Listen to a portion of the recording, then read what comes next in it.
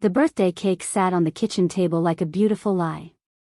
18 candles, vanilla frosting, pink roses made of sugar.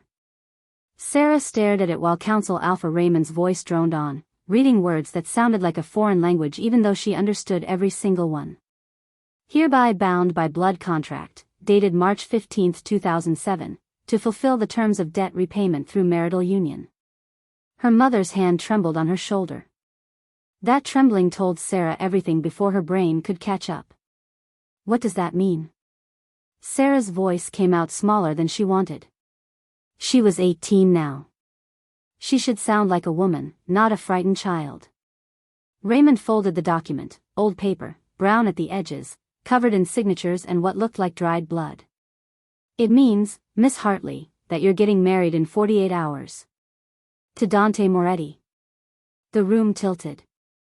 Sarah grabbed the edge of the table, her fingernails scraping against wood. Dante Moretti. Even wolves who didn't follow mafia business knew that name. The Northeast Territory's most brutal pack leader. A man who'd built an empire on violence and fear. A man who, according to whispered rumors, was dying, silver poisoning eating away at his wolf, leaving him trapped between human and beast, unable to fully shift. No. The word came out flat. No, that's not possible. Your father signed the contract when you were 6 months old. Raymond's face showed no emotion, like he was discussing the weather instead of destroying her life. He borrowed extensively from the Moretti pack. Gambling debts. When he died last year, the debt came due. That's not legal. I didn't sign anything. Your father signed in his blood and yours. The sample was taken with your mother's consent. Sarah's head snapped toward her mother. Mom? Her mother's face crumpled. Tears spilled down her cheeks, but she didn't speak. Didn't deny it. The betrayal hit harder than any physical blow. You knew? All this time, you knew? I'm sorry. Her mother's voice broke. I thought, your father said he'd fix it. He promised he'd pay it back before you came of age. And then he died, and I thought maybe the Morettis would forget, or... Forget? Sarah laughed, a sharp sound that hurt her throat. Men like Dante Moretti don't forget. Raymond cleared his throat. The alternative is war, Miss Hartley. The Moretti pack has demanded payment. If we refuse, they'll consider it a declaration of hostility. We're talking about bloodshed across 3 territories. Hundreds of deaths. So I'm livestock. Sarah's hands curled into fists. A bargaining chip to prevent your war. You're fulfilling your father's obligation. There's honor in that. Honor? The word tasted like poison. What honor is there in selling your daughter? Raymond's eyes went cold. Watch your tone. The decision has been made. A car will collect you tomorrow evening.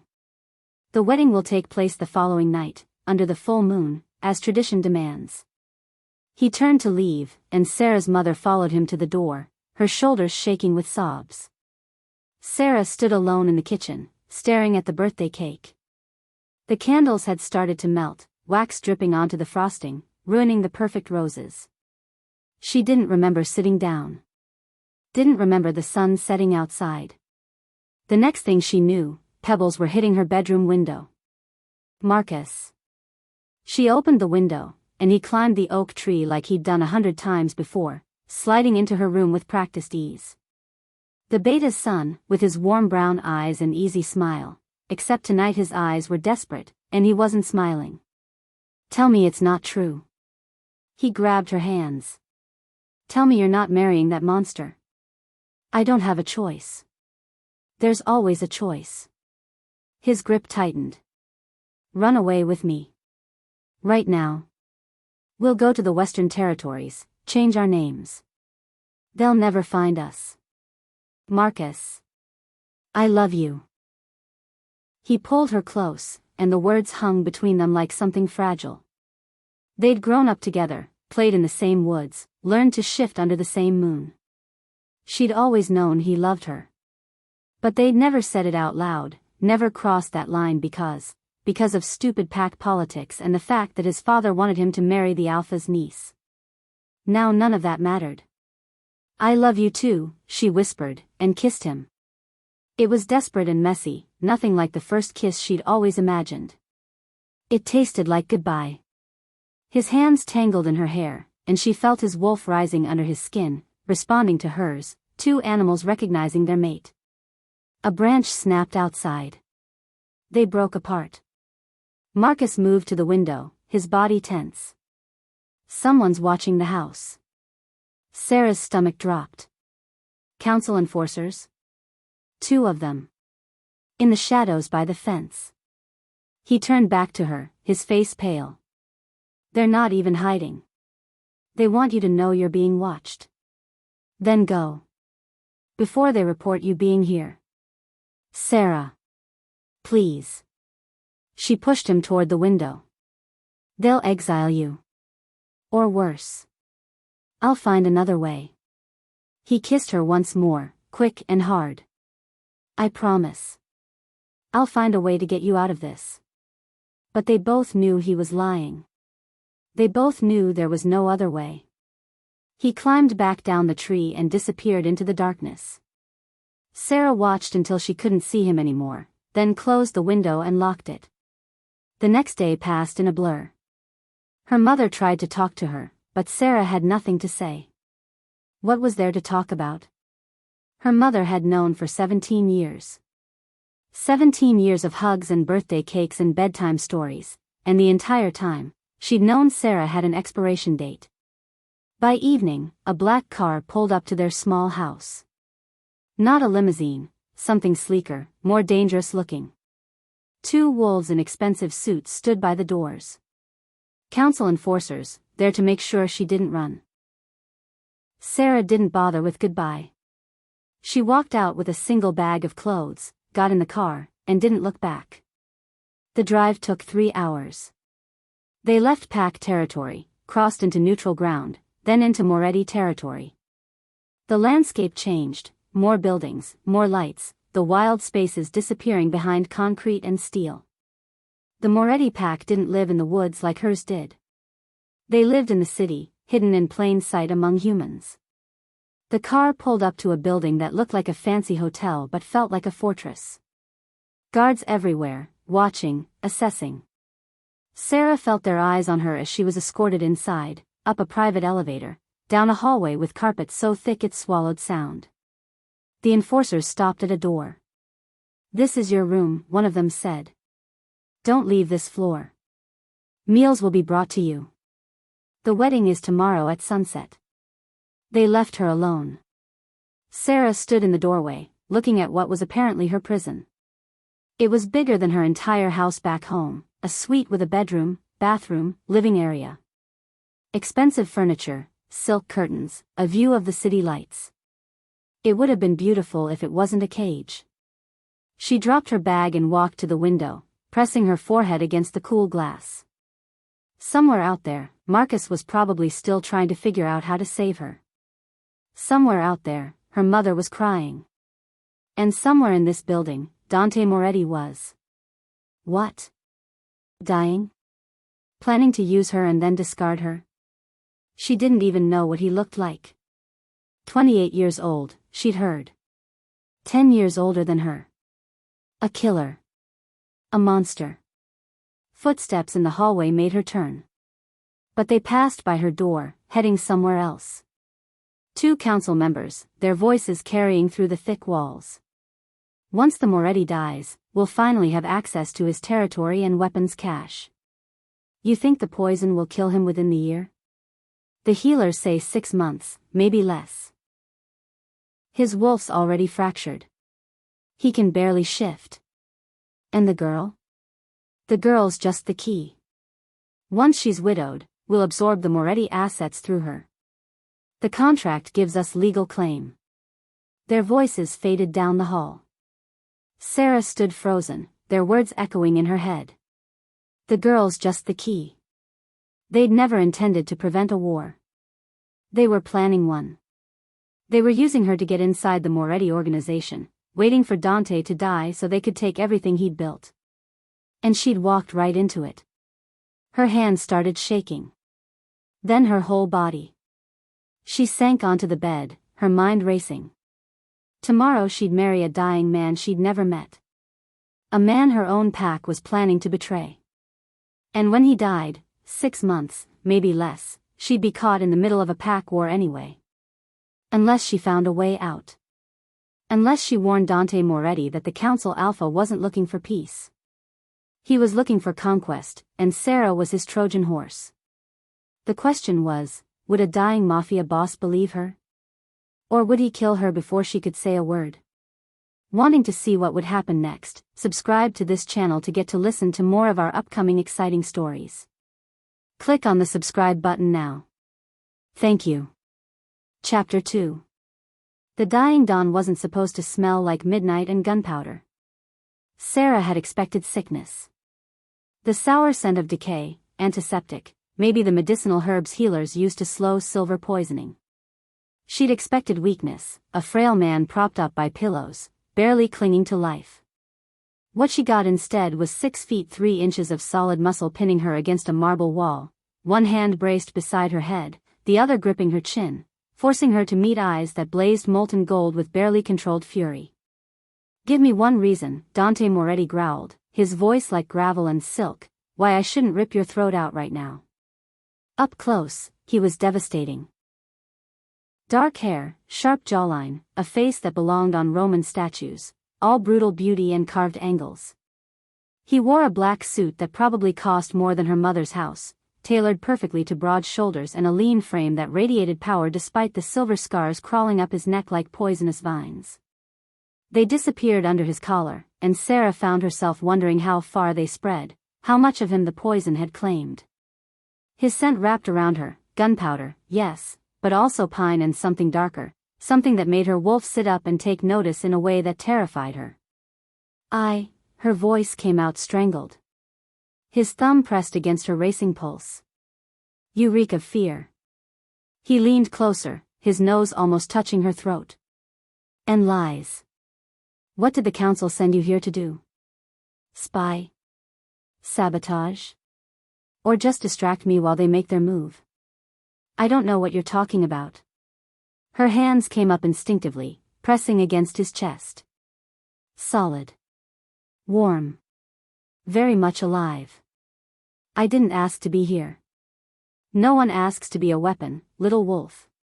But that's what you are." His eyes tracked over her face like he was memorizing it. Looking for weaknesses. 18 years old.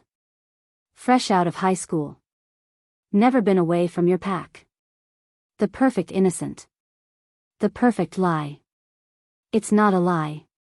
She forced herself to meet his gaze, even though every instinct screamed at her to submit to the alpha dominance rolling off him in waves. "I found out about this marriage 2 days ago. My father made this deal before I could talk. Before I could." "Your father." Something flickered across Dante's face. Thomas Hartley. Spineless bastard who couldn't keep his cards close or his mouth shut. "Don't." The word came out sharper than she intended. "Don't talk about him like that." Dante's eyebrow rose. "Loyal to a dead man who sold you? Interesting." He released her chin but didn't step back, keeping her caged between his arms. "Tell me, Sarah Hartley, what else did Daddy Dearest fail to mention before he conveniently died?" The casual cruelty in his voice made her anger spike through her fear. "That he was apparently laundering money for your organization?" "No, he left that part out." She said it without thinking, the words from last night's eavesdropping spilling out before she could stop them. Dante went completely still. "What did you just say?" "Too late to take it back now." Sarah lifted her chin. "The council members who escorted me here. I heard them talking. They're planning to take over your territory once you die. They said I'm just the key to get inside. But before that, I found," she hesitated. Should she tell him? Trust a man who'd threatened to kill her 30 seconds ago? His hand shot out, gripping her wrist.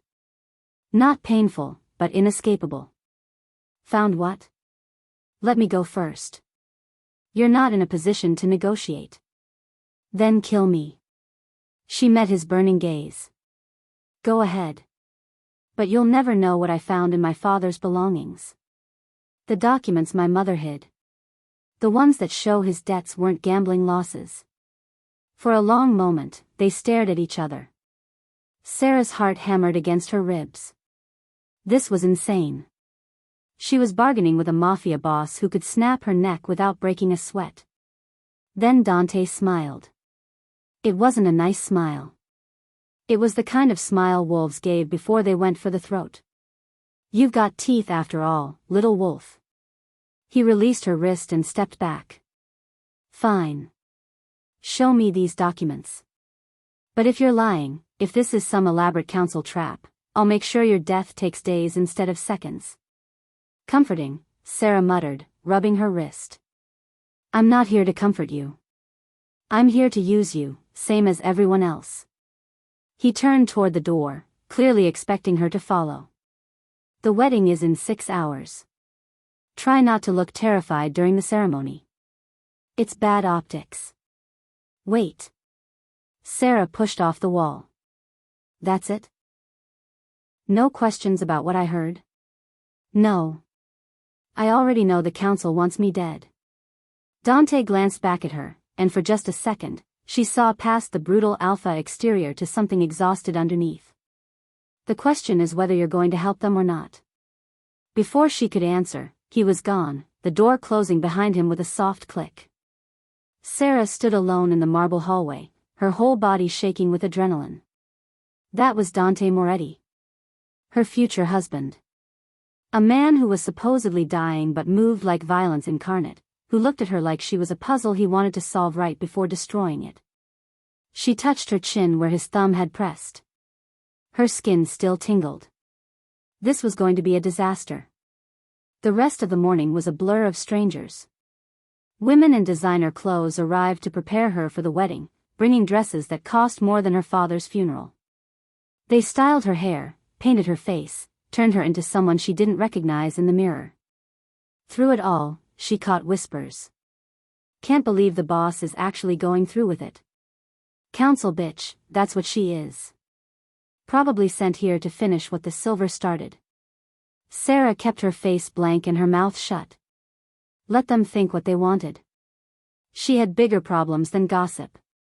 Like the man who appeared in her doorway just as the stylists were leaving. He looked like Dante, same dark hair, same sharp features, but younger, maybe 25, with eyes that held nothing but contempt. Luca Moretti. He didn't offer his hand. Dante's brother. Second in command. And the one who will put a bullet in your skull if you try anything. Nice to meet you too, Sarah said flatly. Luca stepped into the room, closing the door behind him. The stylists scattered like frightened birds. Let me make something very clear. 3 months ago, your pack ambushed a Moretti transport. Silver bullets, military precision. My brother took 3 rounds protecting his men. The poison from those bullets is killing him. Slowly. Painfully. Sarah's stomach dropped. I didn't know about any ambush. Convenient. Luca's voice could have cut glass. Just like you didn't know about the marriage contract. Just like you don't know anything. You're a real mystery, Sarah Hartley. I'm not the enemy. You're council born and raised. That makes you the enemy by default. He moved closer, and Sarah forced herself not to back away.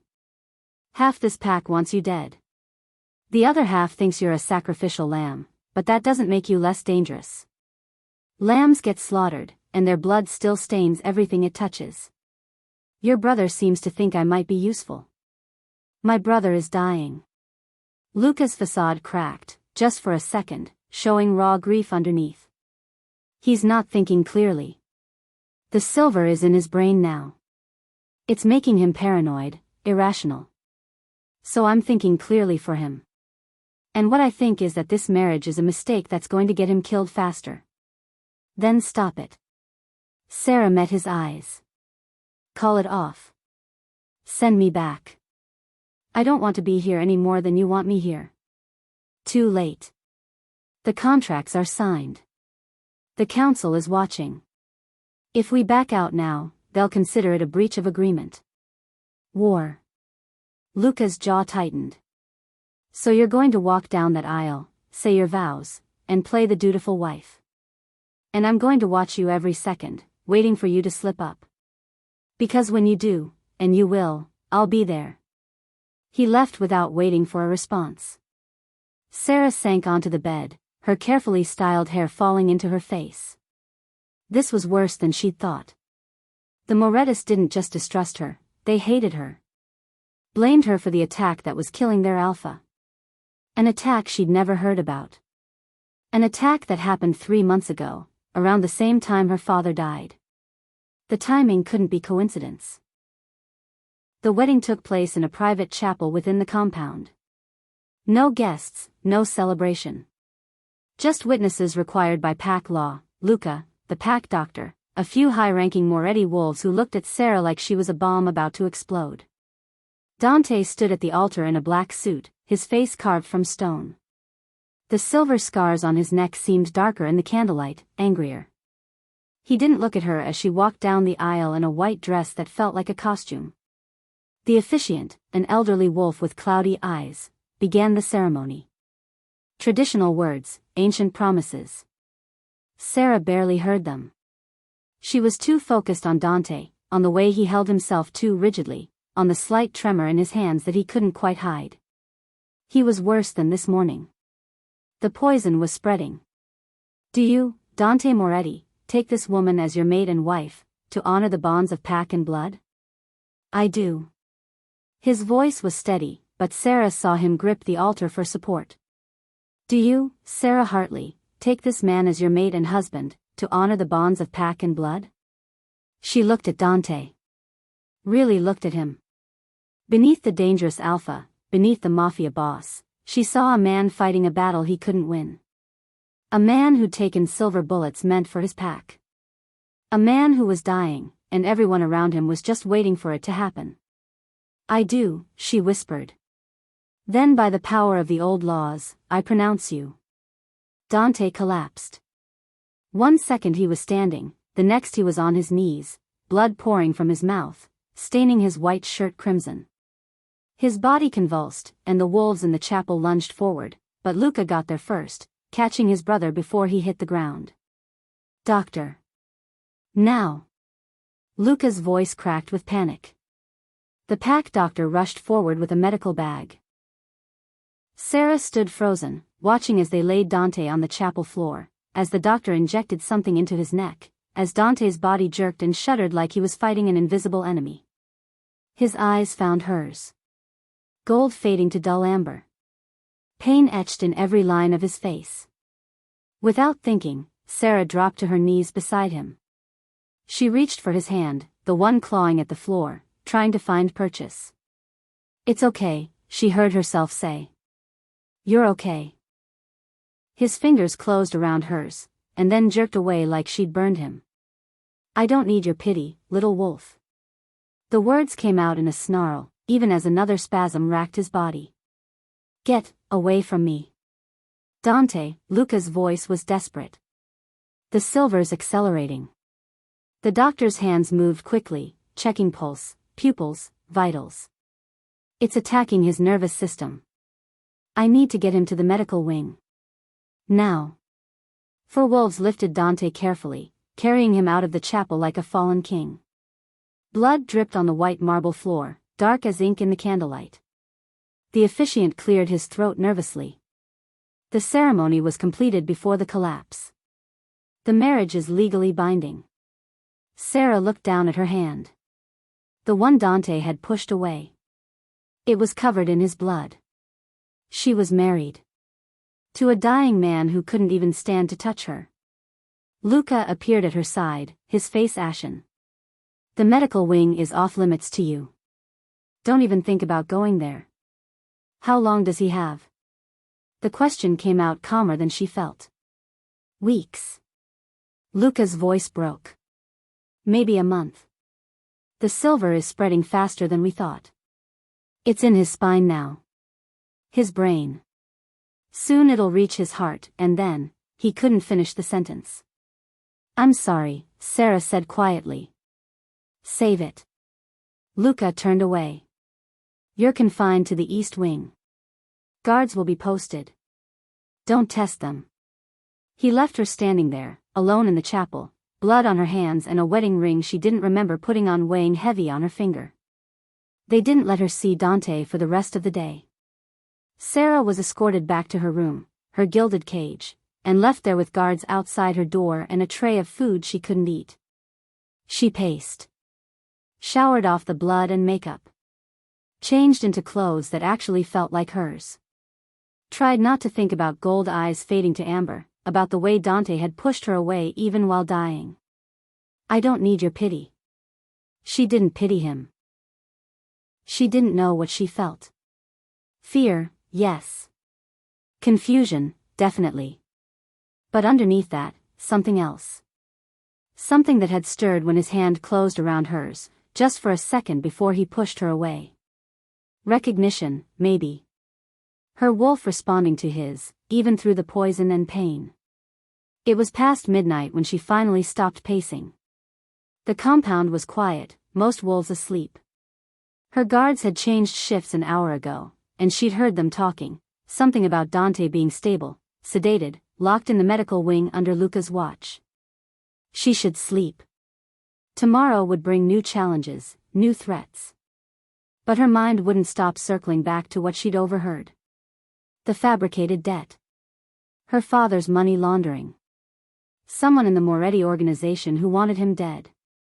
Someone who'd set up this whole charade. The marriage contract. The ambush.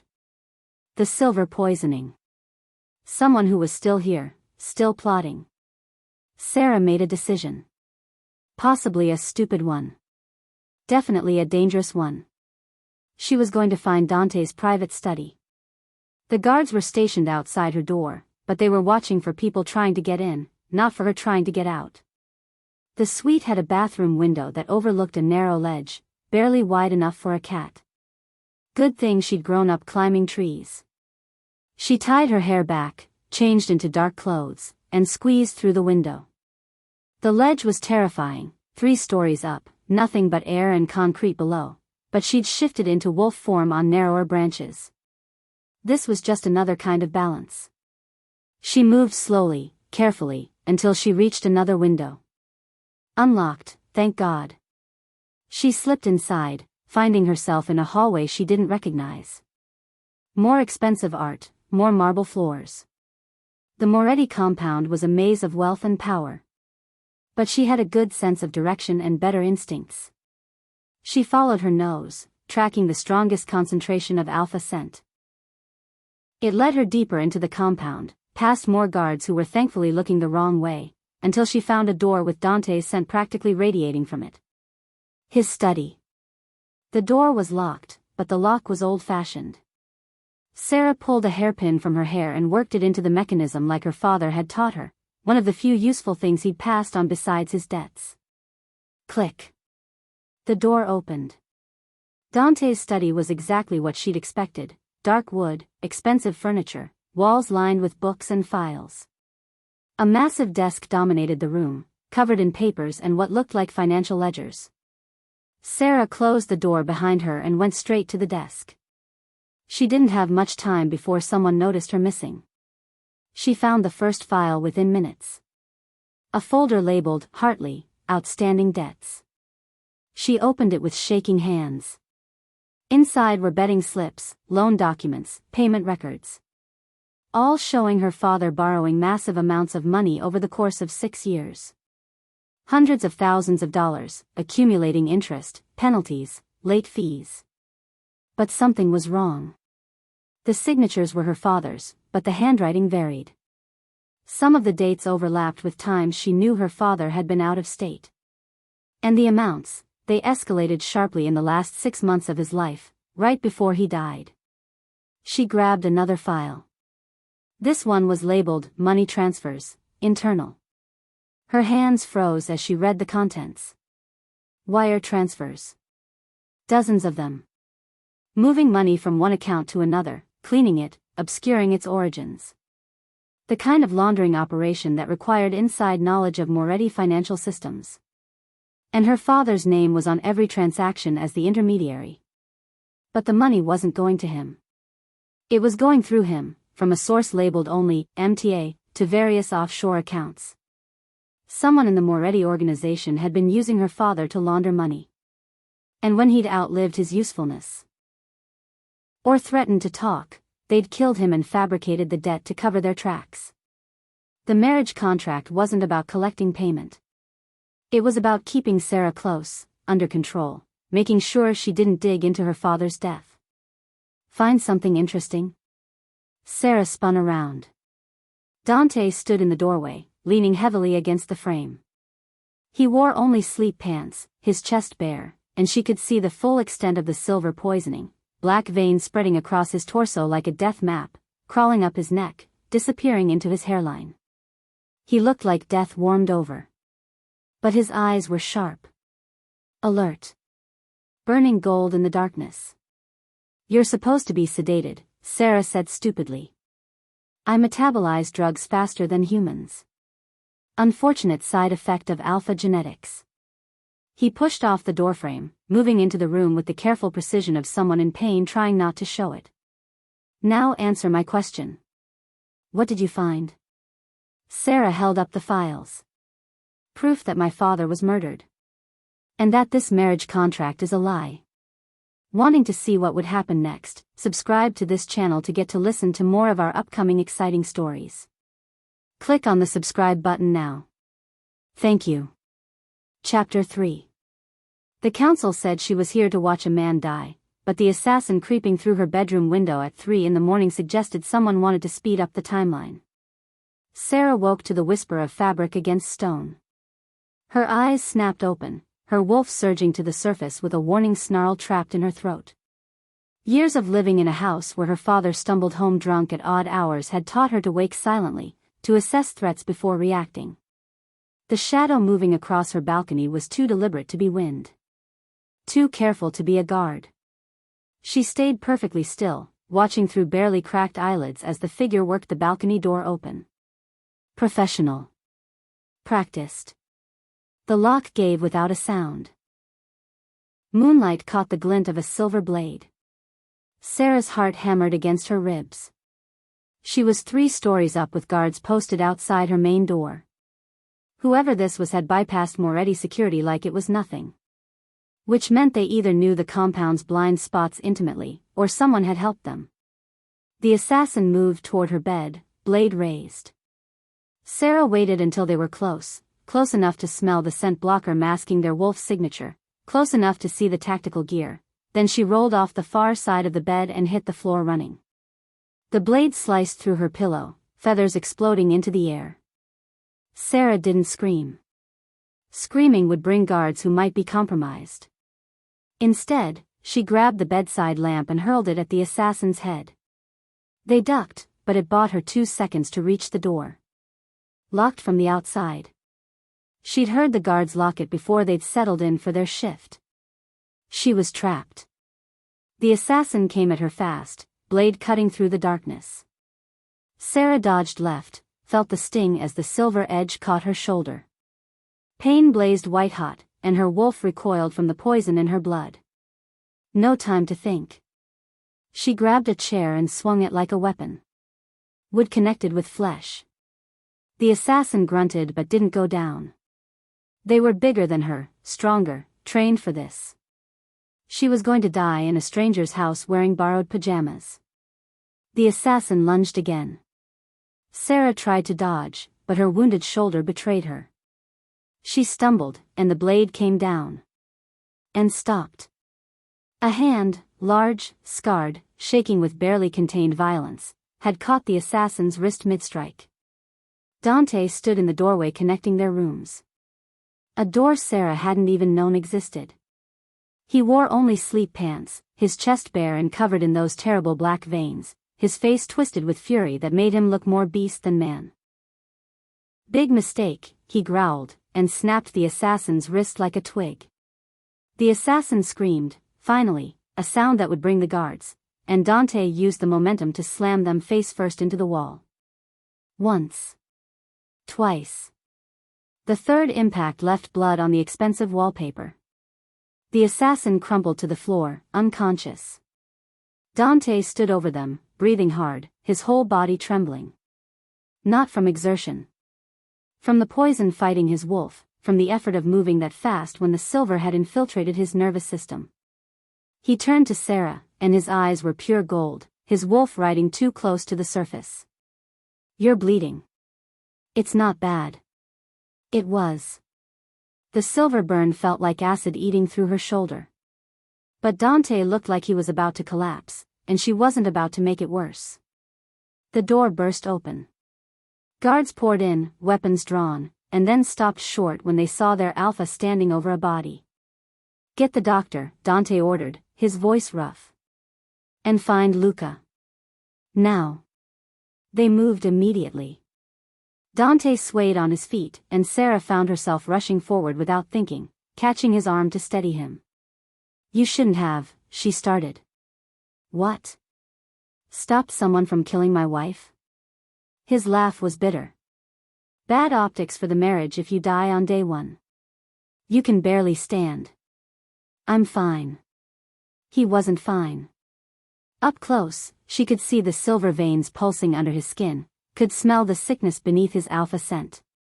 He'd pushed himself past his limits to save her, and now he was paying the price. "Sit down," Sarah said firmly. "Before you fall down." For a second, she thought he'd argue.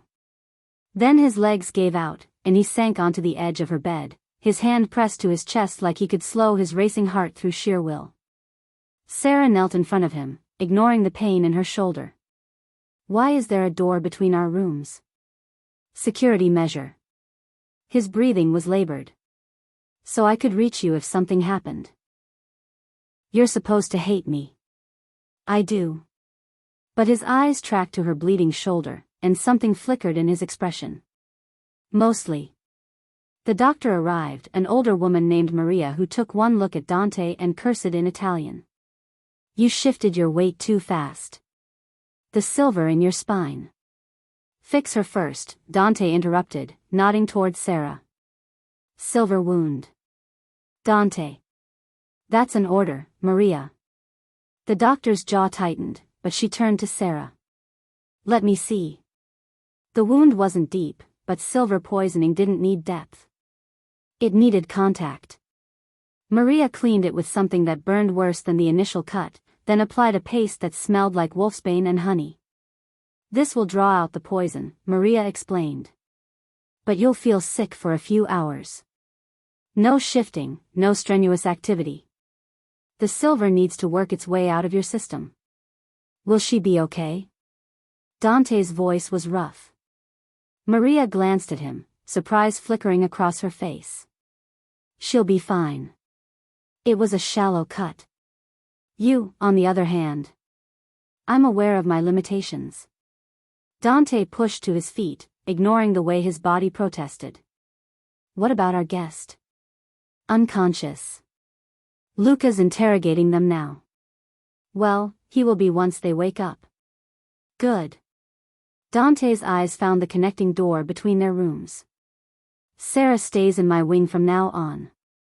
"My room. Where I can protect her." "Dante," Maria said carefully, "you can barely protect yourself right now. Then I'll die protecting her." He said it like a fact, not a dramatic declaration. "Move her things. I want her settled before sunrise." Maria opened her mouth to argue, took one look at his face, and wisely closed it again. "As you wish, Alpha." She left, taking the unconscious assassin with her and a team of guards. Sarah stood slowly, testing her shoulder. It throbbed, but the paste was already working.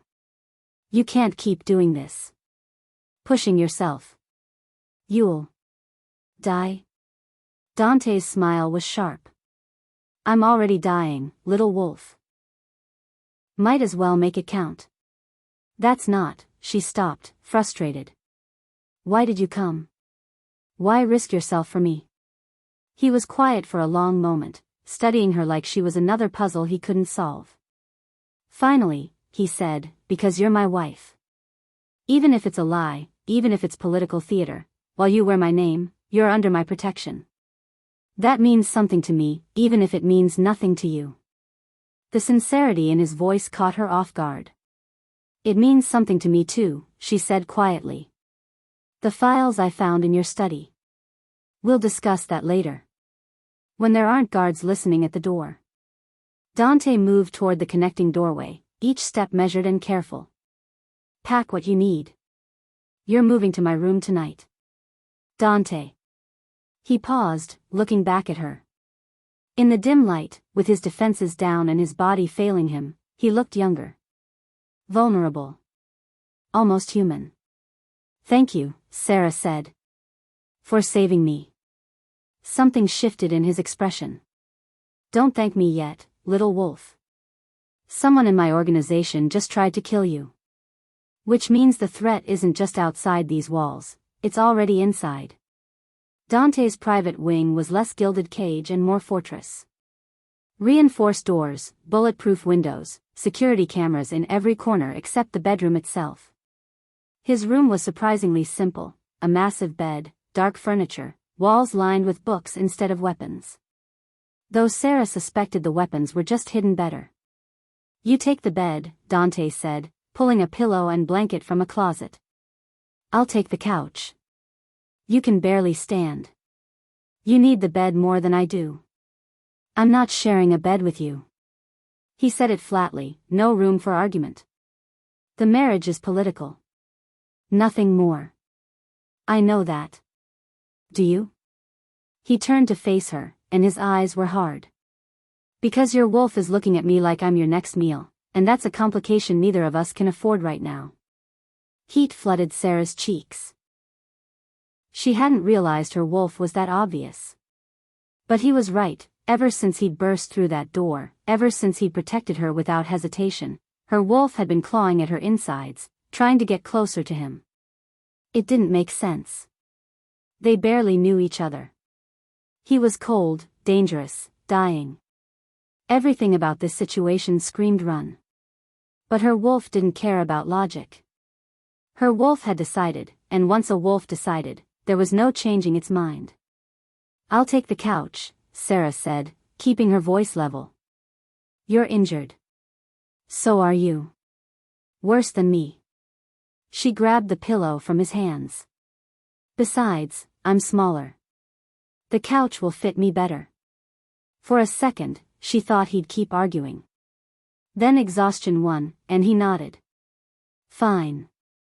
But if anything happens, I'll wake you. I promise." He moved to the bed, and Sarah pretended not to watch as he lowered himself down with the careful movements of someone in chronic pain.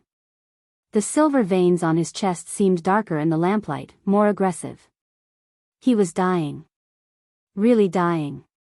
Not in some distant future, but soon. Weeks, maybe less. The thought made her chest tight in a way she didn't want to examine. She settled on the couch, which was more comfortable than her bed back home, and pulled the blanket up to her chin. Her shoulder throbbed in time with her heartbeat, and she could feel the silver working its way out of her system, leaving her nauseous and shaky. "Sarah." Dante's voice came from the darkness. "The files you found. Tell me what you saw." So she did.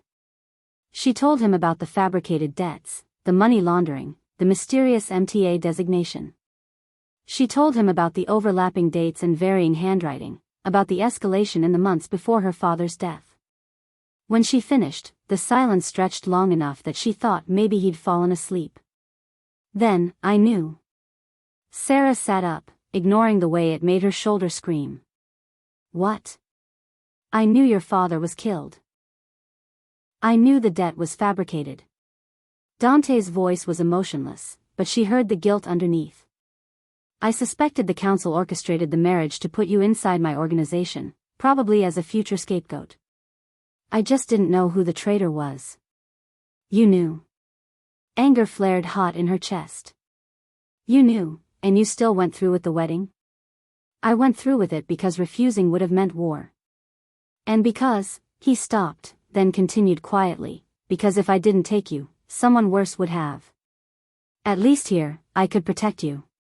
Try to, anyway. You could have told me. And you would have believed me? The big bad mafia boss telling you that your own pack set you up? He laughed, the sound hollow. You would have thought I was manipulating you. Hell, maybe I am. Are you? I don't know anymore. The bed creaked as he shifted. The silver's in my brain now. It makes me paranoid. Irrational. I second-guess every decision, every thought. So maybe I'm wrong about everything. Maybe you are a spy. Maybe the council is telling the truth. Maybe. Stop. Sarah stood, wincing, and crossed to the bed. In the darkness, she could barely make out his face, but she could hear the spiral in his voice, the poison working its way through his thoughts. You're not wrong. I found the evidence. I heard the council members myself. They're using me. Using both of us. Then we're both screwed. But he sounded steadier, more grounded. Sarah sat on the edge of the bed, careful not to touch him. So we work together. We find the traitor. We expose the conspiracy. We survive. You make it sound simple. Nothing about this is simple. She looked at him, wishing she could see his expression better. But I'd rather fight back than just wait to die. Wouldn't you? For a long moment, Dante said nothing. Then his hand found hers in the darkness, tentative, testing. His fingers were rough with scars, worn despite the poison in his veins. Unlikely alliance, he murmured. The wolf and the dying dawn. Better than being alone. His grip tightened just slightly. I need you to understand something. The silver is going to kill me. Soon. And when it does, you'll be a widow before you're even 19. The council will swoop in, take over my territory through you, and you'll be trapped. That's the end game. Then we change the game. Sarah turned her hand, lacing their fingers together. It was bold, probably stupid, but she meant it. We find the traitor. We expose them. We break the council's plan before you die. And if we can't? Then at least we tried. She squeezed his hand. I'm tired of being a pawn, Dante. Aren't you? He laughed, and this time it sounded almost genuine. You're either very brave or very stupid, little wolf. Can't I be both? Fair point. He released her hand, and the loss of contact felt wrong. Get some rest. We'll start investigating tomorrow. See if we can narrow down the traitor before they make another move. Sarah stood, but hesitated. Dante? Why do you keep calling me little wolf? Because you are. His voice held a hint of something warm, almost affectionate. You're small and fierce and you have no idea how dangerous you are. It's refreshing. Refreshing, she repeated, not sure if she should be insulted or flattered. Most people either fear me or want something from me. You just want to survive. I respect that. She made her way back to the couch, her mind racing. This was insane. She was forming an alliance with a dying mafia boss to take down her own pack's council. If her mother could see her now, she'd. Actually, her mother probably wouldn't be surprised. Sarah had always been the one asking too many questions, pushing boundaries, refusing to accept the status quo. Turned out that trait ran in the family. Her father had questioned something too, and it had gotten him killed. She wouldn't make the same mistake. She'd be smarter. Faster. More careful. She closed her eyes, but sleep wouldn't come. Her wolf was too restless, too focused on the alpha lying 20 feet away.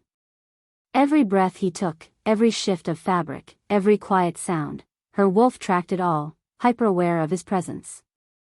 This was going to be a problem. The next 3 days fell into an unexpected rhythm. Mornings, Dante met with his pack, business she wasn't privy to yet. Afternoons, they worked together in his study, going through files and financial records, trying to identify the traitor. And slowly, carefully, Sarah began to see past his cold exterior. She saw him training the younger wolves in hand-to-hand combat, even though it left him exhausted and shaking. Saw the way he remembered every pack member's name, their families, their problems. Saw his fierce loyalty to people who were loyal to him in return. "Why do you do it?" she asked one afternoon, watching him review expense reports. "Keep working so hard when you're dying?" He didn't look up from the papers. "Because the pack needs stability. If they see me giving up, they'll panic. Start fighting over succession. Luca will end up in a power struggle he's not ready for. He hates me, you know. He hates everyone right now. He's scared." Dante finally looked at her, and there was something almost soft in his expression. "He's losing his brother, his alpha, his whole world. Fear makes people cruel. You don't seem cruel. Give it time." But he smiled as he said it, a real smile, not the sharp, dangerous one she'd seen before. It transformed his face, made him look younger, almost playful. "You'll see my worst eventually. Everyone does. I doubt it'll be worse than watching you collapse at our wedding." "Fair point." He returned to the reports, but the smile lingered. "That was embarrassing. It was terrifying. For you or for me?" "Both." Sarah moved closer, looking at the files spread across his desk. "Find anything?" "Maybe." He tapped a series of transactions. "These transfers. They match the pattern you found in your father's documents. Money moving through shell companies, getting cleaned, then disappearing. But the amounts are smaller now. More careful. Because they lost their intermediary when my father died." "Exactly. Which means they either found a new one, or they're being more cautious." Dante leaned back in his chair, wincing as the movement pulled at his scarred chest. The designation MTA has to mean something. Moretti Time? Moretti Territorie? Or a person's initials? Sarah studied the papers. "Someone with access to your financial systems. Someone you trust." That narrows it down to about 30 people. Dante's jaw tightened. "My inner circle. People I've known for years." "I'm sorry." "Don't be. Better to know than to die ignorant." He rubbed his temples, and Sarah noticed his hands were shaking worse than yesterday. "Though at this rate, I'll die before we figure it out anyway." "Don't say that."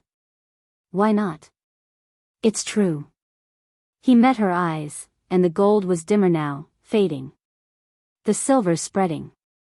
"I can feel it in my bones, my blood. Every day, I lose a little more of myself. Soon I won't be able to walk without help. Then I won't be able to breathe. Then." "Stop." Sarah's voice came out sharper than intended. "Just stop. Does it bother you? Watching me die?" "Yes." The honesty surprised them both. "It does. You're not what I expected." "What did you expect?" "A monster." She moved around the desk, standing in front of him. "Instead, I got someone who saves strangers in the middle of the night. Who trains pups even though it hurts. Who makes terrible jokes when he thinks I'm not listening." Dante's eyebrow rose. "You think my jokes are terrible? That pun about the silver lining yesterday? Awful. It was clever. It was painful." But she was smiling, and so was he, and for a moment, the weight of everything lifted. Then Dante's phone buzzed. He glanced at it, and his expression shuddered. "Luca. He wants to meet. That's good, right? Maybe he's found something. Maybe." But Dante looked worried. "Or maybe he's finally decided to eliminate the threat he thinks you pose. You won't let him?" "No." Dante stood, steady despite the poison. "I won't." "But Sarah, Be careful around Luca. He's desperate. And desperate people do desperate things. Her phone buzzed too. She pulled it out, saw Marcus's name, and her stomach twisted with guilt. He'd been calling every day. Texting. Begging her to come home, to run away, to let him save her. She'd been ignoring him. Your boyfriend? Dante's voice was carefully neutral. He's not. She stopped. What was Marcus, really? Her childhood friend? Her almost lover? The life she could have had if her father hadn't sold her? He wants me to leave. Come back to the pack. Do you want to? Did she? A week ago, the answer would have been an immediate yes. Now, standing in Dante's study, working to unravel a conspiracy that threatened both their lives, partnered with a dying alpha who made her laugh and made her wolf sing with recognition. Now the answer was more complicated. I don't know, she admitted quietly. Dante studied her for a long moment, his gold eyes seeing too much. Your wolf recognizes me. I can smell it. The way you look at me, move toward me. You think I'm your mate. Sarah's breath caught. I don't. Don't lie. We're past that. He stepped closer, and she could feel the heat radiating off him, could see the silver veins pulsing in his throat. Here's the thing, little wolf. Maybe you're right. Maybe in another life, another world, we would have been mates. But the silver is blocking my wolf from feeling the connection. And even if it wasn't, I'm dying. You'd be condemning yourself to widowhood, to grief, to watching your mate die and feeling it tear through the bond. That's not fair to you. Shouldn't I get to decide what's fair to me? Not when it'll destroy you. I won't be responsible for that. But his hand came up, almost against his will, and brushed a strand of hair from her face. Even if part of me wishes things were different. The touch was gentle, hesitant, completely at odds with the dangerous alpha he usually projected. Sarah's wolf surged forward, desperate to close the distance between them, to claim what it recognized as theirs. She took a step back instead. I should go. Let you rest before Luca arrives. Sarah. It's fine. She forced a smile. I'll be in the training room if you need me. Maria said I could watch the evening session. She left before he could respond, before she did something stupid like kiss him, like tell him that maybe Stockholm Syndrome wasn't such a bad thing if it meant feeling alive for the first time in her life. The training room was exactly what she needed: noise, movement, distraction. Young wolves sparred under the watchful eye of an older instructor, their movements graceful and powerful. Sarah sat on the sidelines, watching, trying not to think about gold eyes and gentle touches and the way her wolf whined every time she walked away from Dante. You're falling for him. Sarah jumped. Maria had appeared beside her, silent as a ghost. I'm not. Don't insult my intelligence. Maria sat down, her old bones creaking. I've been pack doctor for 40 years. I know the signs of mate recognition. Your wolf has claimed him. He said the silver is blocking his wolf from feeling it. It is. Maria's expression was sad. The poison is severing his connection to his wolf, piece by piece. Soon, he'll be unable to shift at all. And when that happens, when the last thread breaks, the wolf will die, and the man will follow. There has to be something we can do. Sarah turned to her, desperate. Some treatment, some cure. There is one. Maria's voice dropped to a whisper. Your bloodline. Your mother never told you, did she? About your grandmother? What about her? She was a healer. A rare gift, passed down through your maternal line. The ability to purge toxins, to cleanse blood, to remove silver poisoning. Sarah's heart raced. I could save him. Maybe. But the ritual requires a completed mating bond. And the process, Maria's hand found hers, squeezing tight. It would transfer half the poison into you. It could kill you both, or save you both. There's no way to know. Then we try. The decision came easily, naturally. We have to try. Sarah. Maria's eyes were full of warning. Dante will never agree. He won't risk your life.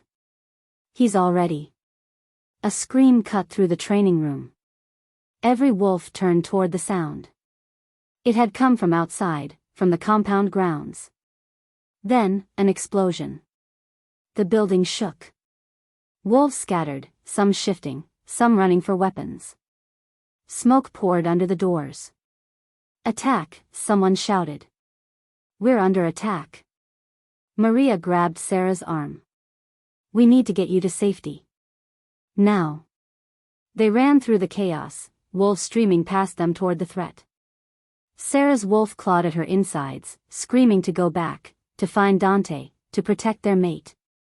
Their mate who was sick and vulnerable and probably in the middle of the attack. I have to find Dante, Sarah said, pulling free from Maria. Sarah, no. But she was already running, following the bond her wolf had formed without permission, following the scent of midnight and gunpowder through smoke and blood and chaos. She found him in his study with Luca, both of them armed, both facing the window where smoke poured in from outside. Sarah. Dante's face was a mask of fury. What are you doing here? I told Maria to get you out. I'm not leaving you. This isn't a discussion. Another explosion, closer this time. The window shattered, and figures in tactical gear poured through, weapons raised. Not wolves. Hunters. Get behind me, Dante ordered, raising his gun. But Sarah saw what he couldn't. Saw Luca's phone, still clutched in his hand. Saw the message on the screen, package delivered. Moving to phase 2. Saw the look on Luca's face, guilt and desperation and terrible, terrible hope. Dante, she said quietly. It was Luca. He called them here. Dante's head snapped toward his brother. What? Luca's gun swung toward them both. I'm sorry. But they said they could save you. The council, they have healers, real healers who can purge the silver. I just have to, his voice broke. I just have to give them Sarah. Luca. Dante's voice was deadly calm. Put the gun down.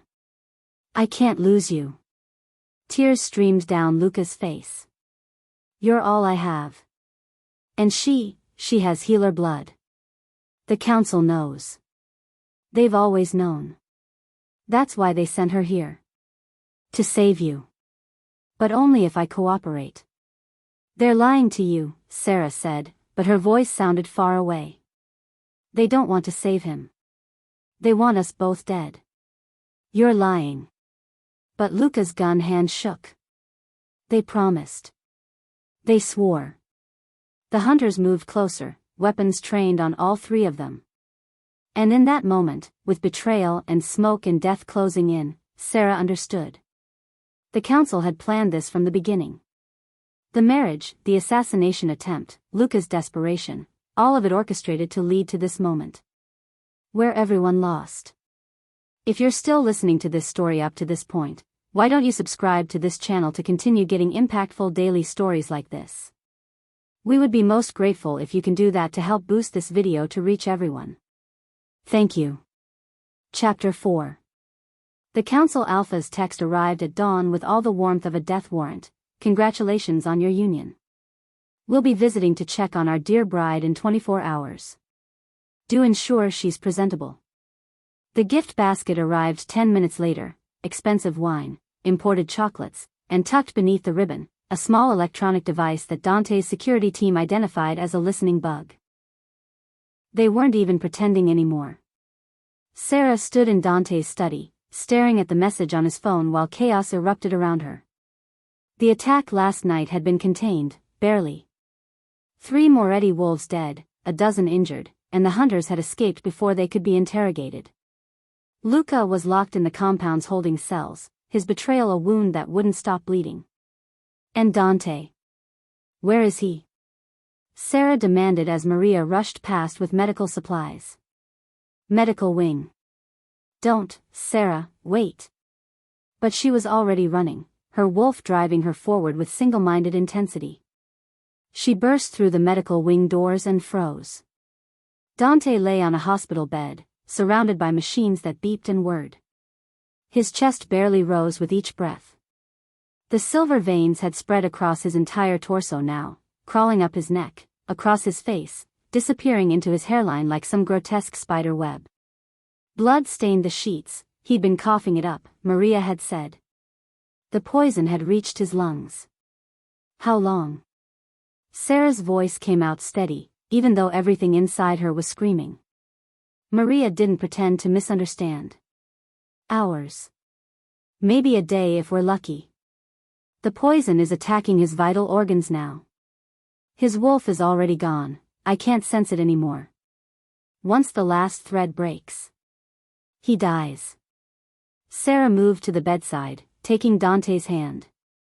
It was cold, his grip weak. And the council shows up to claim their prize. They'll take control of the territory through you. As his widow and mate. We're not mated. The words hurt to say. He wouldn't risk it. Wouldn't risk me. Maria's hand found her shoulder. Then he'll die alone, and you'll be trapped in a political nightmare, and the council wins everything. Sarah looked down at Dante's face. Even unconscious, even dying, he was beautiful in that brutal way of his. Strong jaw, sharp cheekbones, dark lashes against pale skin.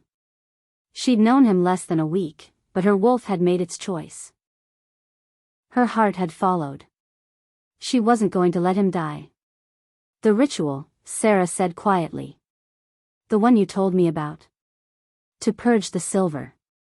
Sarah, no. It requires a completed mating bond, and even then. It could kill me. I know. She squeezed Dante's hand. But if we do nothing, he definitely dies, and I'm trapped as the council's puppet. At least this way, we have a chance. He'll never agree. If he wakes up and finds out what you're planning. Then we don't tell him. Sarah met Maria's eyes. You said his grandmother was a healer. The former pack healer. Where is she? Maria hesitated, conflict warring across her face. Finally, she sighed. I'll take you to her. But Sarah, this is not a decision you can take back. Once the ritual begins, there's no stopping it. You live together or die together. Those are the only outcomes. I know. Sarah looked back at Dante one more time. But I'd rather die fighting beside him than live as the council's prisoner. Dante's grandmother lived in a cottage on the edge of the compound, a small, sturdy building surrounded by herb gardens that smelled like medicine and magic. The woman who answered the door was ancient, her face mapped with wrinkles, her eyes the same molten gold as Dante's. I know why you're here, she said before Sarah could speak. Maria called ahead. Come in, child. We don't have much time. The cottage interior was exactly what Sarah expected. Dried herbs hanging from the ceiling, shelves lined with jars and bottles, a worn table covered in ancient books. It smelled like the forest and something older, something that made her wolf sit up and pay attention. Your Nana Rosa, Sarah said. Dante's told me about you. Has he? Rosa's smile was sad. My grandson tells people very little about anything that matters. Sit. We need to talk. Sarah sat.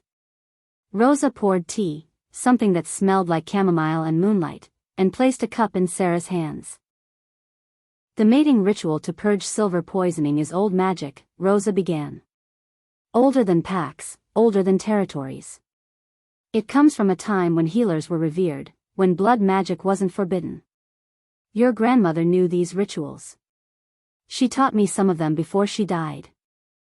My grandmother? Sarah's hands tightened on the cup. My mother never mentioned. Your mother wanted to protect you. Healer blood makes you valuable, child. Dangerous. People will use you, hurt you, kill you to possess what you can do. Rosa's gold eyes bored into hers. The council knows what you are. That's why they arranged this marriage. They need your blood to access certain territories, certain magics that are keyed to healer lineages. But they want Dante dead. They want him weak enough to control, or dead enough to replace. Either way, they win. Rosa sipped her tea. Unless you complete the bond and save him. Then they have a problem, a fully bonded, healed alpha pair with claim to both Moretti and Hartley territories. That's power they can't easily take. Sarah's mind raced. The ritual. What do I need to do? It must be performed under the blood moon, tonight. The moon will amplify your healer magic, give you strength to draw the poison out. Rosa stood, moving to a shelf. She pulled down an ancient book, its pages yellowed and fragile. But understand this, you will absorb half the poison into your own body. Maybe more. Your healer blood will fight it, try to neutralize it, but there's no guarantee you'll survive. And if you die, Dante dies with you. The bond will take you both. And if it works, then you'll both live. You'll be bonded, truly mated. Your wolves will be intertwined, your life forces connected. You'll feel his emotions, his pain, his joy. He'll feel yours. There will be no secrets between you, no barriers. Some people find that beautiful. Others find it suffocating. Sarah thought about Dante's walls, his careful control, the way he kept everyone at arm's length. Would he hate being bonded to her? Hate having someone see past his defenses? Maybe. Probably. But he'd be alive to hate it. I'll do it, Sarah said firmly. Tell me what I need to do. The preparation took hours. Rosa drew symbols on Sarah's skin with ash and herbs, chanting in a language that sounded like wolf song and thunder. She explained the ritual, how Sarah would need to complete the mating bond first, then use that connection to draw the poison from Dante's body into her own, then channel it through her healer blood to neutralize it. Simple in theory. Potentially fatal in practice. You'll need to bring Dante to the ritual circle at moonrise, Rosa said, finishing the last symbol on Sarah's collarbone. He should be conscious for the bonding, but the way he's declining. He'll be there. Sarah would carry him herself if necessary. A knock at the door made them both turn. One of Dante's guards stood there, his face grim. Miss Hartley. There's someone here to see you. Says it's urgent. Who? Luca Moretti. He's asking to speak with you before, the guard's jaw tightened. Before Dante passes. Sarah looked at Rosa, who nodded. Go. But be careful. Betrayal runs in families sometimes. Sarah followed the guard to the holding cells, a stark, cold space beneath the compound. Luca sat in one of them, his head in his hands, looking 20 years older than he had yesterday. He looked up when she approached, and his eyes were red from crying. Is he dead? Not yet. Sarah kept her voice flat. No thanks to you. I thought I was saving him. Luca stood, moving to the bars. The council contacted me 3 weeks ago. Said they had healers who could purge the silver, but they needed leverage. Needed you inside the compound, needed to prove Dante was weak enough to need their help. They said if I cooperated, they'd save him. And you believed them. I was desperate. His hands gripped the bars. My brother is dying, Sarah. Dying slowly, painfully, while I watch and can't do anything. The council offered hope. Even if it was a lie, I had to try. So you told them about the security schedules. About the blind spots. You let hunters into the compound. Sarah's voice was cold. 3 wolves died last night because of you. I know. Tears spilled down his face. I know, and I'll carry that forever. But I didn't know about the attack. They said they just wanted to talk to you, to verify your healer blood. I swear I didn't know they'd send hunters. Does that matter? People are dead. Dante's heart is broken. Your betrayal is killing him faster than the silver. Luca flinched like she'd struck him. What are you going to do? Save him. Sarah met his eyes. No matter what it costs. How? The council is coming tomorrow. Once they're here, they won't find what they expect. Sarah turned to leave, then paused. For what it's worth, Luca, I believe you didn't mean for this to happen. But intent doesn't erase consequences. Dante will decide what to do with you. If he lives. She walked away, leaving Luca's anguished sobs echoing behind her. Moonrise was at 8:43. At 8:15, Sarah and Maria moved Dante from the medical wing to Rosa's ritual circle, a clearing in the woods behind the compound, protected by old magic and older trees. They'd wrapped him in blankets, but he was so cold, his breathing so shallow. Dante. Sarah cupped his face, willing him to wake up. I need you to wake up. Please. His eyelids fluttered. Gold eyes, dim and unfocused, found hers. Sarah? I'm here. Relief flooded through her. I need you to trust me. Can you do that? Always. His voice was barely a whisper. What's happening? The ritual. To purge the silver. Your grandmother is going to help. Understanding flickered across his face, followed by alarm. He tried to sit up, failed. No. Too dangerous. You can't. It's already decided. Sarah pressed her fingers to his lips. The council arrives tomorrow. If we do nothing, you die and I'm trapped. This is the only way. You could die. His hand found hers, grip weak but desperate. The ritual, it could kill you. Then we die together. She smiled, even though tears burned her eyes. Better than dying alone, right? Sarah. No more arguing. We're doing this. She looked up at Rosa, who stood at the edge of the circle, the blood moon rising behind her like an omen. We're ready. Rosa began to chant, her voice rising and falling in patterns that made Sarah's wolf howl inside her chest. The symbols on her skin began to glow, faint at first, then brighter. The air thickened with magic, old and wild and powerful. The bond must be completed first, Rosa said. Sarah, you know what to do. Sarah did. She'd felt it since the moment she met Dante, the pull, the recognition, the certainty that this was her mate. Now she just had to make it official. She leaned down, pressing her lips to Dante's. The kiss was gentle at first, tentative, asking permission. Then his hand came up to tangle in her hair, and the kiss deepened, became something desperate and claiming. The mating bond snapped into place like a physical thing, a golden thread connecting her heart to his, her soul to his, binding them together in ways that went beyond flesh and bone. She felt his emotions crash into her, fear for her safety, guilt that she was risking herself, love so fierce and unexpected it stole her breath. He loved her.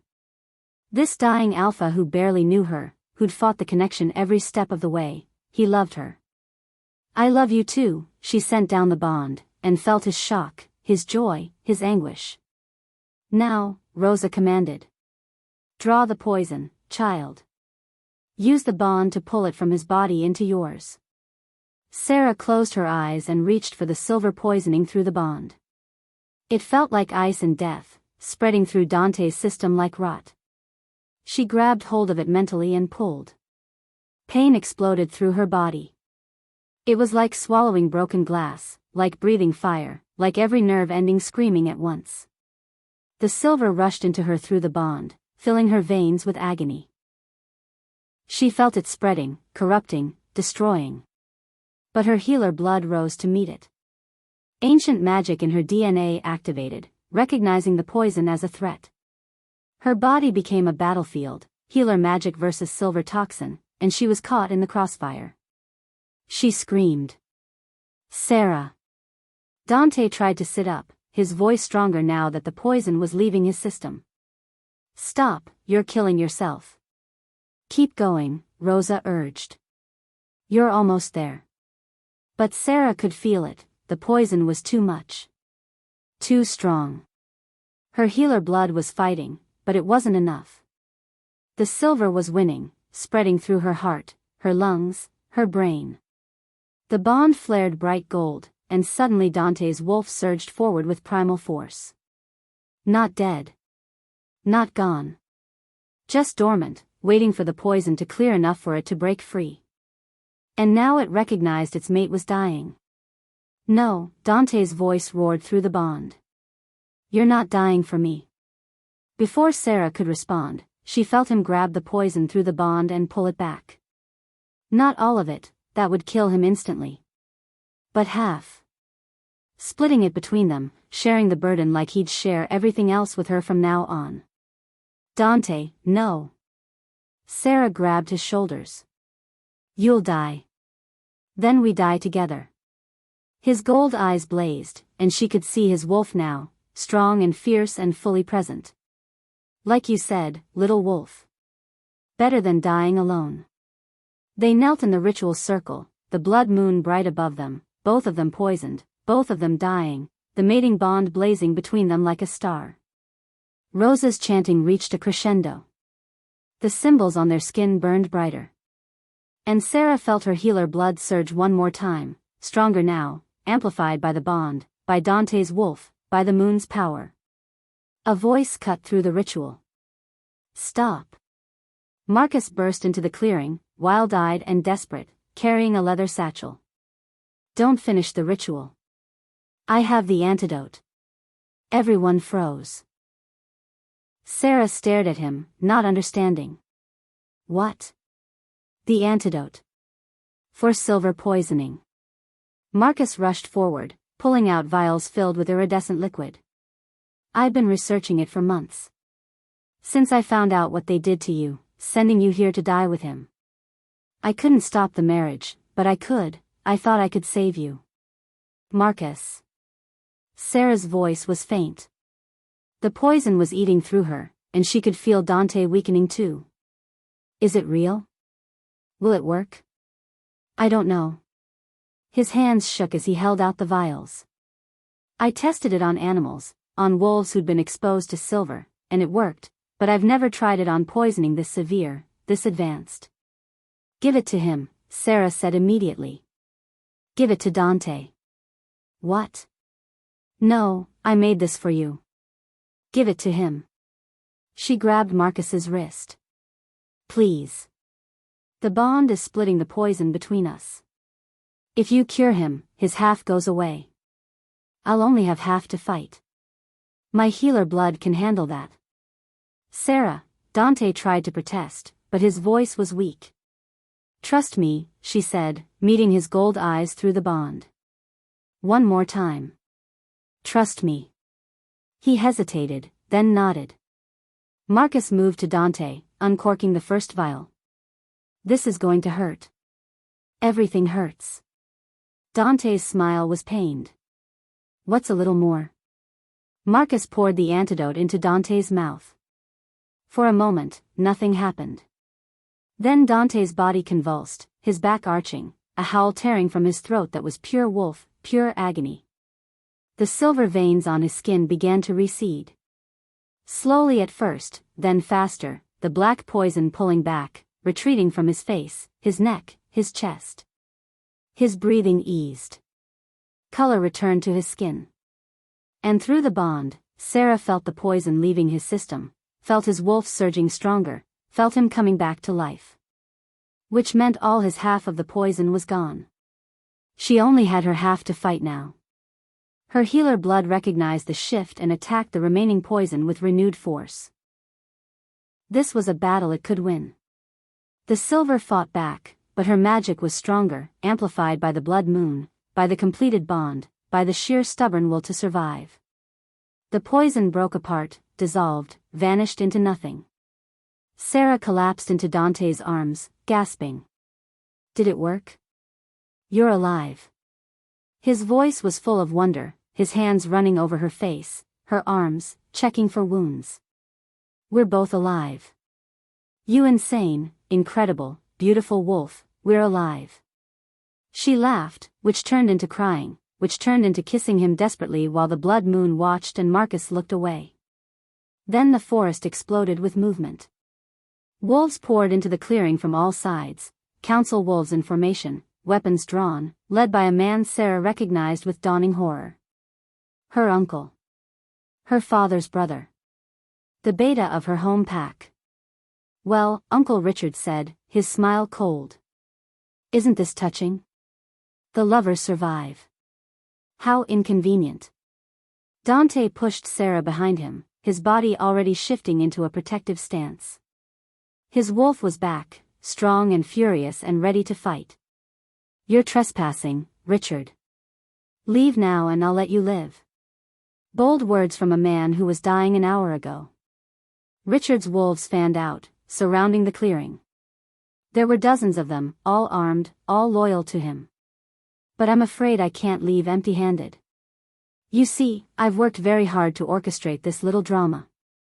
Your marriage, your poisoning, your convenient demise, all of it carefully planned."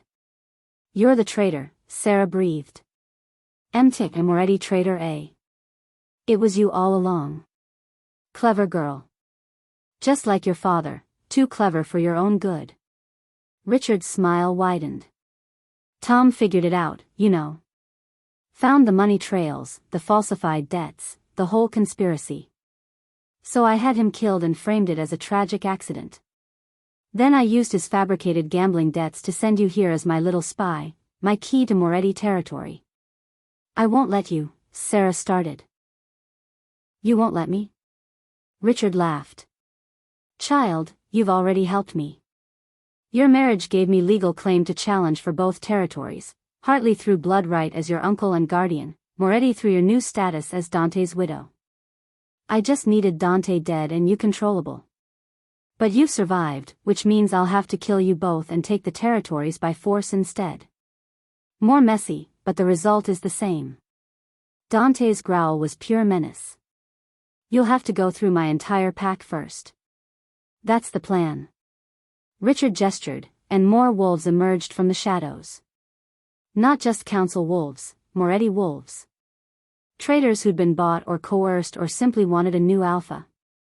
They were outnumbered 3-1. But then Marcus stepped forward, standing shoulder to shoulder with Dante. "Not the entire council is with you, Richard. I brought friends." Wolves appeared behind them, young wolves from Sarah's home pack, the ones who'd grown up with her and Marcus, who'd never trusted Richard's rise to power. Not many, but enough to even the odds. "Marcus," Sarah started. "I know." He didn't look at her, his eyes on Richard. "I know you chose him. The bond, I can smell it. You're mated now. But that doesn't mean I'm going to let your psychotic uncle kill you. Some loyalties run deeper than heartbreak." Richard's face twisted with rage. "You little fool. You've chosen the losing side." "Have I?" Marcus's smile was sharp. "Because it looks to me like you're the one who's miscalculated. You thought Dante would be weak, dying, easy to overthrow. Instead, he's healed and bonded to a healer wolf with enough power to make your teeth ache. You thought Sarah would be a helpless pawn. Instead, she's a Luna with claim to 2 territories and the strength to defend them both. And you thought we'd all bow to your authority. Instead, we're going to rip your throat out," Dante finished, his voice dropping into an alpha command that made every wolf in the clearing flinch. "Final warning, Richard. Leave now. Live. Or stay and die. Your choice." For a moment, Richard hesitated. Sarah could see him calculating, weighing his odds, considering retreat. Then his pride won. "Kill them. Kill them all." The clearing erupted into chaos. Wolves shifted and lunged, teeth and claws flashing in the moonlight. Sarah shifted without thinking, her white wolf smaller than most but fast and fierce. She felt Dante beside her through the bond, felt his battle fury and protective rage as he tore through the enemy wolves like vengeance incarnate. They fought as one, moving in sync, covering each other's blind spots, their bond giving them an edge that was almost supernatural. When Sarah went low, Dante went high. When Dante pushed forward, Sarah guarded his flank. They were devastating together. Marcus fought nearby, his brown wolf taking down 2 council wolves who'd tried to flank them. Other young wolves fought with him, holding the line against superior numbers. But there were too many enemies. For every one they took down, 2 more appeared. Sarah felt exhaustion creeping in, felt injuries accumulating through the bond as Dante took hit after hit protecting her. Then Rosa's voice rang out over the battle, amplified by magic. Enough. The old woman stood at the edge of the clearing, her hands raised, and power rolled off her in waves. The ritual circle flared to life, ancient symbols blazing with light that drove back the attacking wolves. "This is consecrated ground," Rosa declared, her voice carrying the weight of centuries. "Blood spilled here will curse your lineage for generations. Is territory worth that price, Richard Hartley?" Richard, back in human form and bleeding from a dozen wounds, snarled at her. "You're a relic, old woman. Your curses have no power. Don't they?" Rosa smiled, and it was terrifying. "Try me." For a long moment, no one moved. The clearing was frozen, wolves on both sides waiting to see who would break first. Then Luca emerged from the trees. He was supposed to be locked in the holding cells. Instead, he stood at the edge of the clearing, surrounded by Moretti wolves, not traitors, but loyalists. The ones who'd been waiting for their alpha's command. "You're outnumbered," Luca said, his voice steady. "Richard, you've lost. Your traitors are either dead or captured. Your council wolves are bleeding out. And my brother is very much alive and very much pissed off. So you have 2 choices, surrender and face pack justice, or run and spend the rest of your short life looking over your shoulder." Richard looked around the clearing. At his decimated forces, at Dante and Sarah standing together with the bond blazing between them, at the young wolves who'd chosen loyalty over fear, at Rosa with her ancient power still crackling in the air. He'd lost, and he knew it. "This isn't over," Richard spat blood onto the ground. "The council. The council will answer for their crimes," a new voice said. An ancient wolf stepped into the clearing, so old that his fur was pure white, his eyes clouded with age. But power radiated from him, the kind of power that made even alphas submit. "Elder Marcus," Dante breathed, dropping to one knee. Everyone else followed suit, even Richard. The elder was one of the oldest living wolves, a judge who'd served pack law for over a century. His word was absolute. "I have been watching this conspiracy unfold for months," Elder Marcus said, his voice like gravel and honey. "The corruption in the council, the falsified debts, the orchestrated marriage. I allowed it to proceed to see who would show their true nature. And now I have seen." His clouded eyes fixed on Richard.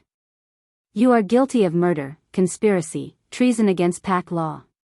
You will be stripped of rank and exiled from all territories. If you return, the death sentence will be immediate." Richard's face went white. Exile was worse than death for a wolf, cut off from pack, from family, from everything that gave life meaning. "As for the council," Elder Marcus continued, "they will be dissolved and reformed. Too long have they served their own interests over pack welfare. New leaders will be chosen. Honest leaders." He turned to Dante and Sarah, still kneeling side by side.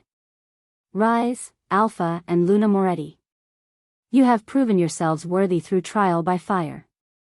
Your bond is recognized by pack law. Your territories are united under your rule. And your enemy is defeated." They stood together, and Sarah felt tears streaming down her face. It was over. Actually over. However, Elder Marcus added, a hint of amusement in his voice, "You have much work ahead of you. 2 territories to unite, a corrupt system to dismantle, enemies still lurking in shadows. The question is, will you work within the system to change it, or burn it down and build something new?" Dante looked at Sarah. Through the bond, she felt his question, his uncertainty, his willingness to follow her lead on this. She smiled. "Why not both?" The elder laughed, a sound like thunder and joy. "A wise answer. Go then.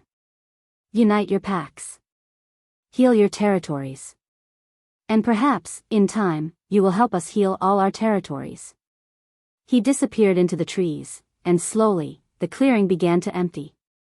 Richard was dragged away by enforcers. The wounded were carried to healers.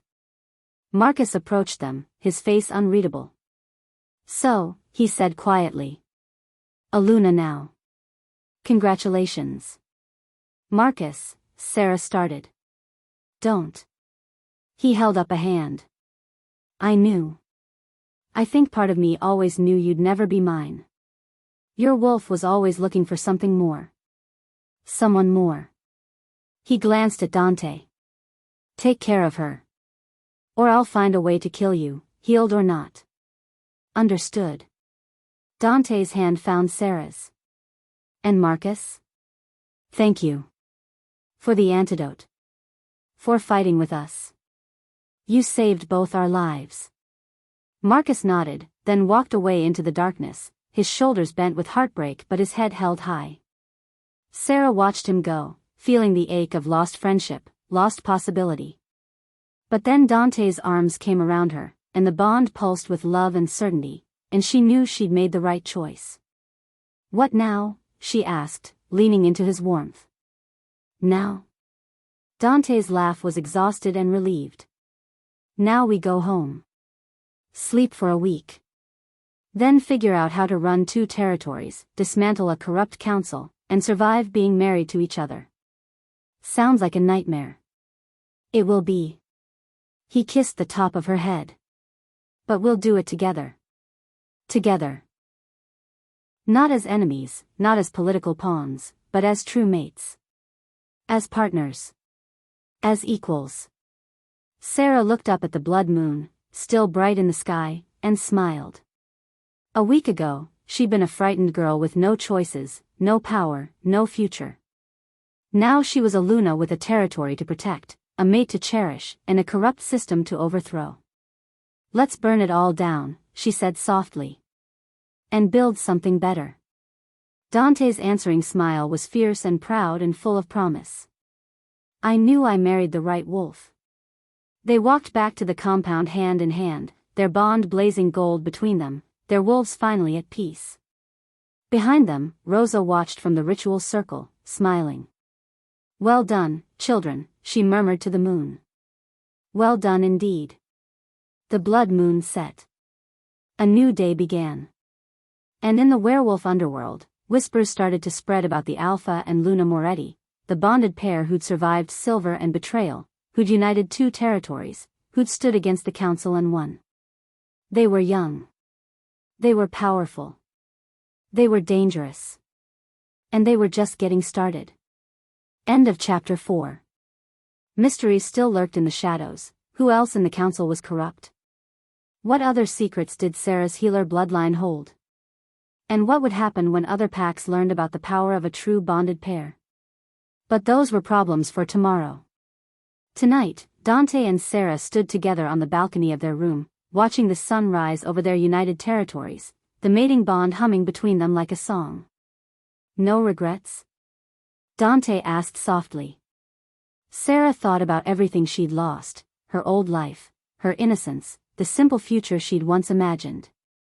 Then she thought about everything she'd gained, power, purpose, a mate who'd die for her and live for her in equal measure. Not a single one, she said, and meant it. Their forced marriage had become an unbreakable bond. Their separate packs had become one family. Their enemies' conspiracy had become their origin story.